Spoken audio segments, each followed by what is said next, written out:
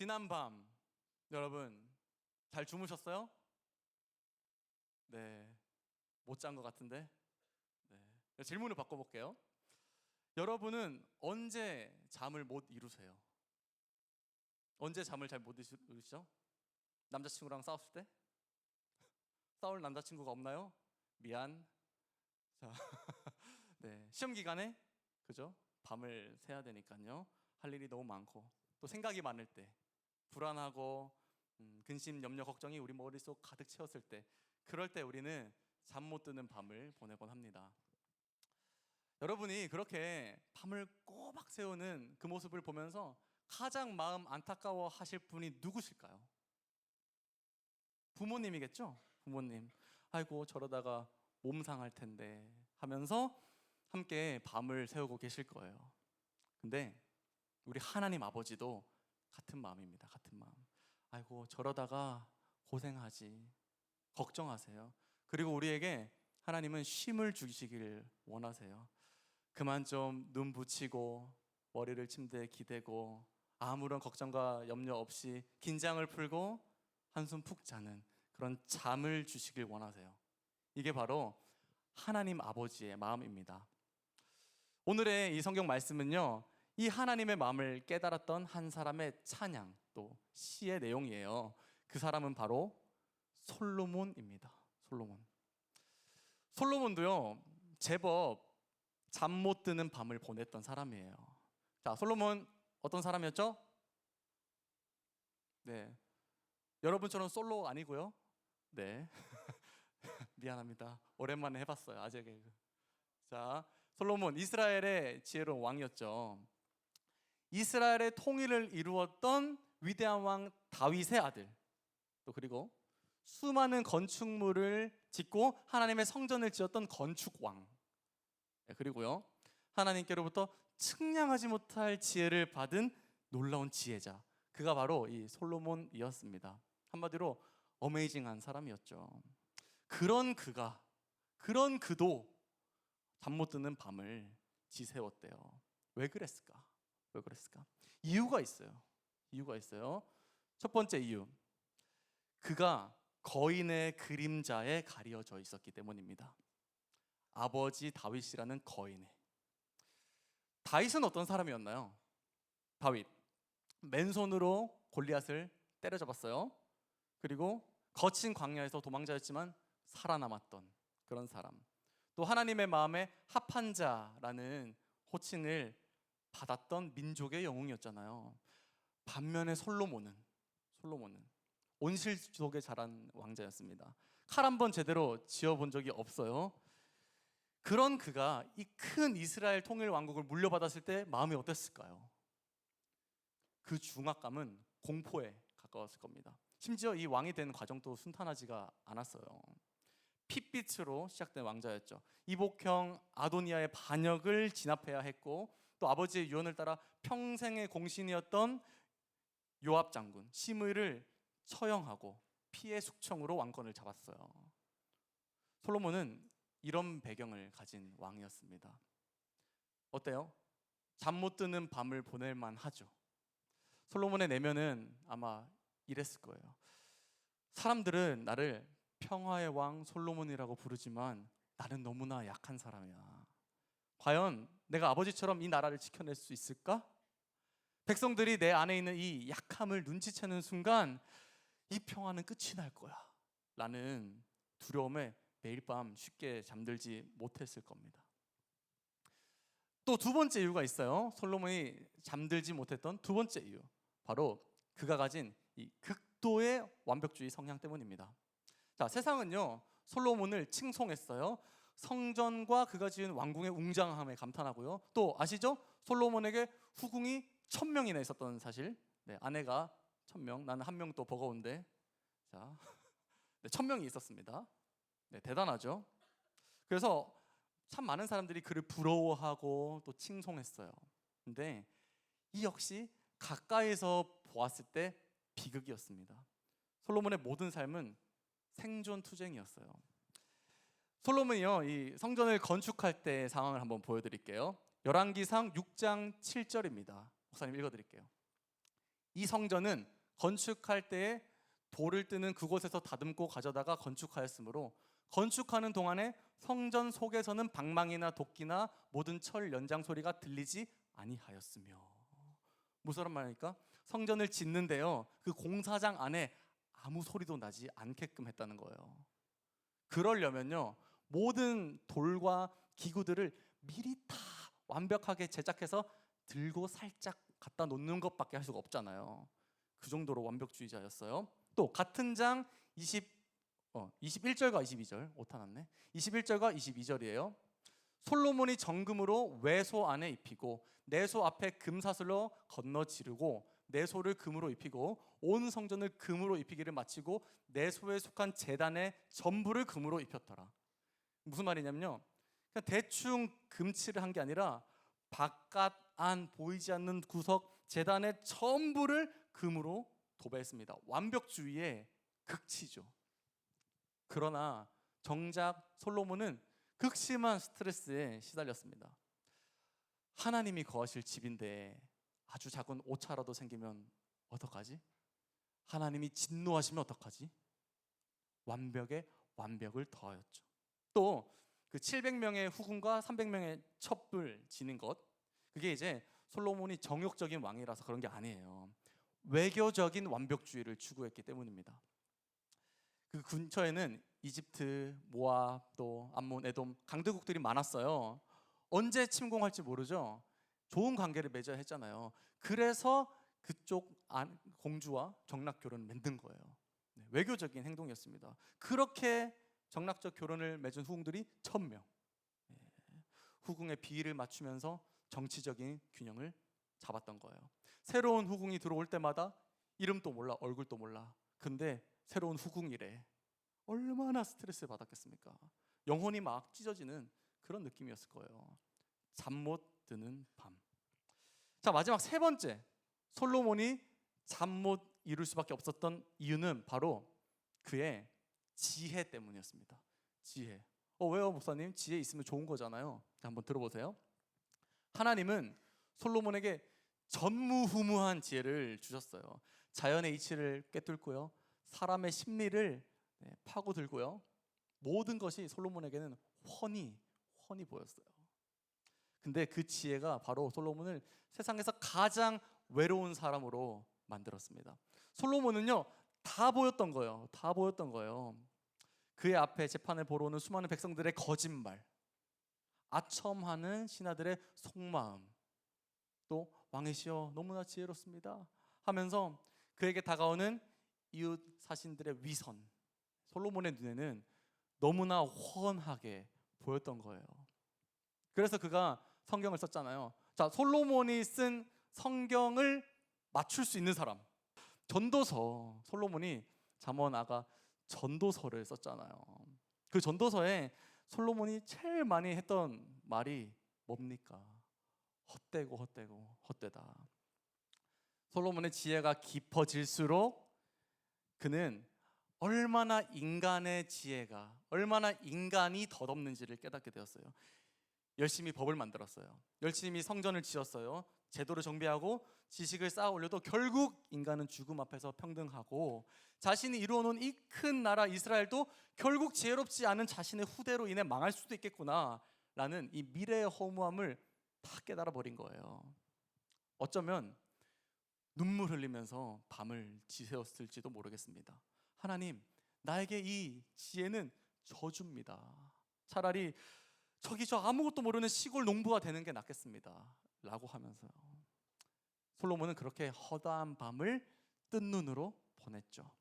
여러분, 이 솔로몬을 바라보는 하나님의 마음은 어땠을까요? 마음이 정말 찢어지도록 아프셨을 거예요. 근데 그거 아세요? 여러분을 바라보는 하나님의 마음도 너무나 아프시다는 사실. 여러분 참 잠 못 드는 밤을 보내고 계시죠? 자, 가장 먼저 왜 잠을 못 들죠? 공부하느라. 할 게 얼마나 많습니까? 학교 가, 학원 가, 보강해, 집에 와서 학원 숙제해. 그뿐만이 아니에요. 진로가 고민스러워요. 내가 뭘 하고 살아야 될까? 또 관계가 힘들어요. 학교 안에서 친구와의 관계, 부모님과의 관계 너무나 마음이 답답합니다. 또 실존적인 문제를 가지고 있는 친구들도 있어요. 나는 누구지? 왜 살지? 난 어디로 가지? 세상은 어떤 의미가 있지? 또 죄책감으로 인해 밤을 지새우는 사람들 있어요. 무너진 마음을 겨우 붙잡고 내면은 다 썩어 있는데 그냥 서 있죠. 우리의 잠 못 드는 밤은 이런 것들로 가득 차 있습니다. 그것을 바라보시는 하나님은 너무나 마음 아파하세요. 그래서 하나님 말씀하세요. 얘들아, 좀 자라. 자도 된다. 자도 된다. 근데 아마 여러분 이렇게 생각하시겠죠? 아니, 잠을 잘 수 있는 상황이어야 자죠. 근심, 걱정, 또 해야 할 일이 이렇게 많은데 어떻게 잡니까? 주님, 지금 자면 망해요. 라고 생각하시겠죠? 어떻게 하면 좋을까요, 여러분? 무슨 말일까요, 이게? 좀 자라. 자도 된다. 자, 여러분, 이쯤에서 우리가 잠에 대해서 한번 생각을 해봅시다. 하나님께서 말씀하시는 잠이 무슨 의미인가 한번 해석을 해보자고요. 잠이라는 것은 단순히 우리가 밤에 눈 붙이고 자는 그 숙면을 의미하는 게 아니에요. 주도권을 누가 가지고 있느냐. 자, 한번 따라해 보겠습니다. 주도권, 한 번 더. 주도권을 누가 가지고 있느냐를 말해주는 키워드입니다. 자, 오늘 본문을 다시 한번 보죠. 시편 127장 1절부터 2절 우리 다 같이 크게 시작. 여호와께서 집을 세우지 아니하시면 세우는 자의 수고가 헛되며 여호와께서 성을 지키지 아니하시면 파수꾼의 깨어 있음이 헛되도다. 너희가 일찍 일어나고 늦게 누우며 수고의 떡을 먹음이 헛되도다. 그러므로 여호와께서 그의 사랑하시는 자에게는 잠을 주시는 도다. 자, 여기서 여러 가지 일들이 나와요. 집을 세우는 일, 성을 지키는 일, 일찍 일어나고 늦게 누워 수고의 떡을 마련하는 일, 이런 일들이 나오잖아요. 자, 이 일들을 내가 자지 않고 열심히 밤을 새워 해낸다면 이 일의 주도권은 누구에게 있는 것입니까? 나에게 있는 거죠. 내가 했잖아요. 자, 반대로 우리가 잠을 자야 할 때 잠을 자고 비록 우리는 잠들어 여러 가지 일을 하지 못하지만 자는 동안에 누군가 일하신다라는 것을 믿는다면요, 주도권을 그 일하시는 분께 내어드리는 거잖아요. 일하시는 분 누구시죠? 하나님이시죠. 그래서 잠을 잔다는 건요, 주도권을 하나님께 드리는 것을 뜻해요. 하나님께 우리의 삶을 맡겨드리는 거죠. 우리들이 가지고 있는 제일 큰 착각이 이겁니다. 잠을 포기하고 주도적으로 살아가고 노력하고 치고 나가면 뭔가 이룰 수 있겠지? 우리의 가장 큰 착각이에요. 자, 보세요. 물론 그렇게 밤을 새고 우리가 막 열심히 하면 어느 정도 성과는 있어요. 성과를 낸 사람 누구예요? 네, 샤갈이요? 일론 머스크입니다. 자, 일론 머스크잖아요. 테슬라의 창업주. 자, 일론 머스크도 잠을 자는 걸 아예 포기했대요. 지금 수조 원의 자산가인데도 지금도 사무실에서 잠이 오면 잠깐 자고 일어나서 일한대요. 네. 자, 어느 정도 성과는 있습니다. 잠을 포기하고 우리의 힘으로 주도해서 뭔가를 해냈을 때. 자, 근데 이 테슬라를 어떻게 일반화할 수 있겠어요? 테슬라는 정말 성공한 모델이에요. 네. 그렇지만 그 외에 수많은 사람들이, 수많은 CEO들이 잠을 자지 않고 자기의 힘으로 뭔가를 이루려고 했고 자기 인생을 갈아 넣었지만 망한 사람들이 얼마나 많습니까? 건강, 가정, 미래 모든 것을 잃어버린 사람들이 많아요. 그리고 이 테슬라요? 지금 멀쩡하죠? 하나님이 불어버리시면 다 날아갈 거예요. 네, 다 날아갈 겁니다. 여러분, 일의 결말은 우리의 노력에 달린 게 아니에요.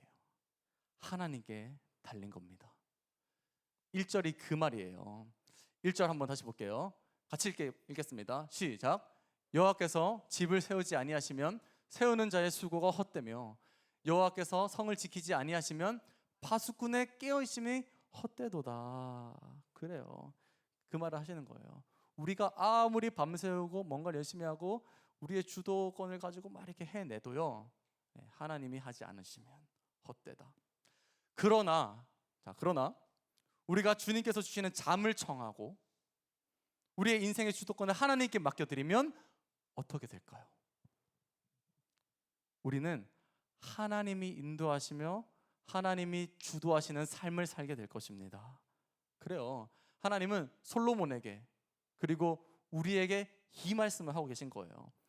네 인생의 주도권을 나에게 주지 않겠니?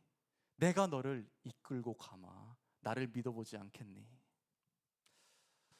여러분, 하나님이 어떻게 이렇게 당당하게 잠을 주겠다, 좀 자거라, 자도 된다, 눈을 붙이고 너의 인생을 나에게 맡겨봐라, 어떻게 이렇게 당당하게 말씀하실 수 있는 걸까요? 그 이유는요, 우리 주님이 우리의 선한 목자가 되시기 때문입니다. 우리 주님이 우리의 선한 목자이시기 때문이에요. 여호와는 나의 목자시니 내게 부족함이 없으리로다.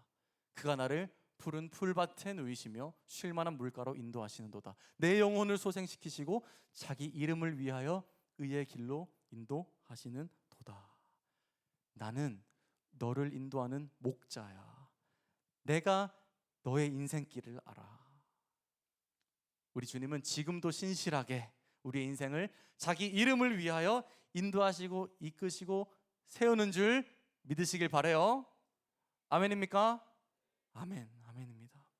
자, 이렇게 말하면 꼭 하나님을 걱정해 주는 친구들이 있어요. 그러다 하나님이 잠들어 버리시면 어떡하죠?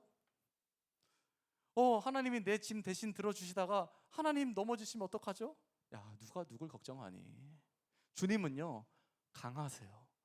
주님은 강하신 분이에요. 우리의 선한 목자이신 하나님은요, 잠들지 않으시고 우리의 짐을 끝까지 멋지게 져 주십니다. 시편 121장 3절과 4절 목사님 읽을게요. 여호와께서 너를 실족하지 아니하게 하시며 너를 지키신 이가 졸지 아니하시리로다. 이스라엘을 지키시는 이는 졸지도 아니하시고 주무시지도 아니하시리로다. 주님은요, 여러분에게 잠을 주기 위하여, 여러분에게 안식을 주기 위하여 당신께서 한순간도 잠들지 않고 깨어 계신 분이라고 말씀하세요. 자, 한 절을 더 보죠. 마태복음 11장 28절, 너무나 유명한 말씀이죠. 수고하고 무거운 짐 진 자들아 다 내게로 오라. 내가 너희를 쉬게 하리라.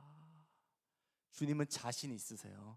여러분 모두의 인생의 그 짐, 밤을 지새우게 만드는 그 짐을 다 지실 자신이 있으십니다. 이 하나님을 믿으시길 바랍니다. 네, 이 믿음으로 주님께 우리의 무거운 짐, 우리의 근심 걱정을 맡겨 드릴 때 비로소 꿀송이보다 더 단 잠을 잘 수 있게 될 거예요. 생전 처음 느껴보는 자유함과 인생의 여유가 여러분의 잠 못 드는 밤에 찾아오게 될 것입니다. 우리 주님께 모두 맡길 때, 이게 바로 믿음의 삶이죠. 사랑하는 여러분, 잠 못 드는 밤 많이 보내고 계세요? 이제 그만 우리의 이 무거운 어깨를 풀고 무거운 눈꺼풀을 스르르 감아 보시는 건 어떨까요? 지금 잘하는 뜻은 아닙니다. 눈을 뜨세요. 용사요. 네.